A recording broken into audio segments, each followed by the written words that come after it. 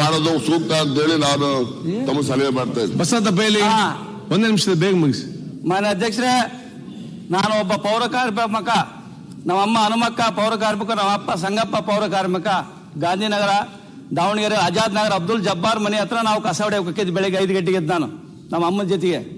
ಇವತ್ತು ನಾನು ಏನಾದರೂ ಶಾಸಕನಾಗಿದ್ದೇನೆ ಅಂದ್ರೆ ಡಾಕ್ಟರ್ BR ಅಂಬೇಡ್ಕರ್ ಕೊಟ್ಟಿರ್ತಕ್ಕಂಥ ಸಂವಿಧಾನದ ಅಡಿಯಲ್ಲಿ ಇವತ್ತು ನಾನು ಪೌರ ಕಾರ್ಮಿಕ ಮಗನಾಗಿ ಇಲ್ಲಿಗೆ ನಾನು ಹೆಮ್ಮೆಯಿಂದ ಹೇಳ್ಕೊತೀನಿ.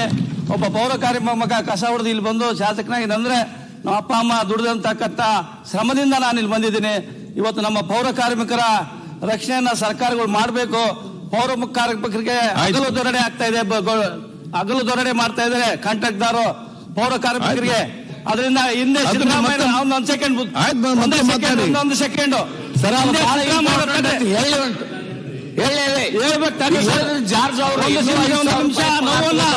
ನಾವು ಉಂಡದ್ದಲ್ಲ, ನಾವು ಉಂಡಿರ್ತಕ್ಕಂಥ ನೋವನ್ನು ಹೇಳ್ಕೊಳ್ಳಕ್ಕೆ ಅವಕಾಶ ಕೊಡಿ ದಯಮಾಡಿ.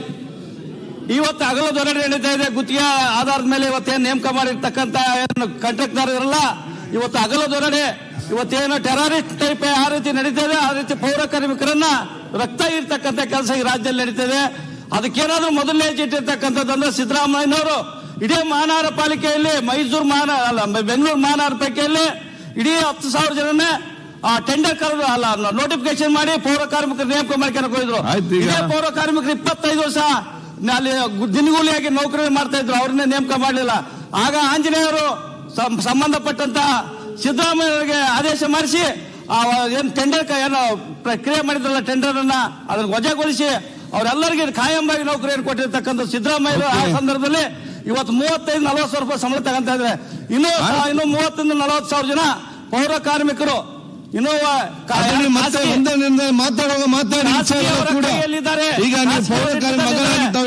ಬಂದಿದ್ದೀರಿ. ಇಡೀ ಕರ್ನಾಟಕ ರಾಜ್ಯ ಜನತೆಯ ಪರವಾಗಿ ಎಲ್ಲರ ಅಭಿನಂದನೆ ಶುಭ ಸಲ್ಲಿಸ್ತೇನೆ. ದೊಡ್ಡ ಸ್ಥಾನಕ್ಕೆ ಹೋಗಬೇಕು ಶುಭ ಸಲ್ಲಿಸ್ತೇನೆ. ಈಗ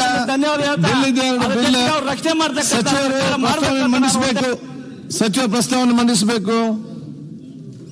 ಕರ್ನಾಟಕ ಸಹಕಾರ ಸಂಘ